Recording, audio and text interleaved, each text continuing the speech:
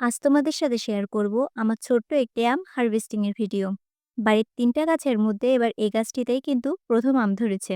আর খুব বেশি না হলেও ছোট বড় মোট ৫টি আম ধরেছে। তবে একটি আমও কিন্তু নষ্ট হয়নি বা পড়ে যায়নি।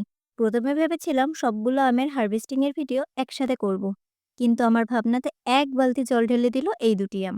দুটি আমই আজ গাছ থেকে সকালে পড়ে গিয়েছে। তাই আর উপায় না থাকায় এই ৩টি আমই গাছ থেকে হারভেস্ট করব। এই আমটি হচ্ছে গাছের সবথেকে ছোট আম। ছোট বলতে একদমই ছোট। প্রথমে এটাই হারভেস্ট করব। আর এই দুটি আমও কিন্তু খুব একটা বড় হয়নি।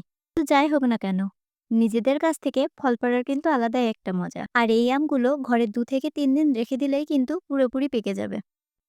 এ কয়েকটি আমে আমার আমের ছাবি পুরোপুরি না ভরলেও আমগুলো নিজের হাতে পাড়ার পর আলাদাই কিন্তু একটা শান্তি লাগছে। আর কোন আম সবথেকে বেশি ভালো লাগে জানি না, তবে আমার পছন্দের তালিকায় আমরুপালি কিন্তু সবার শীর্ষে।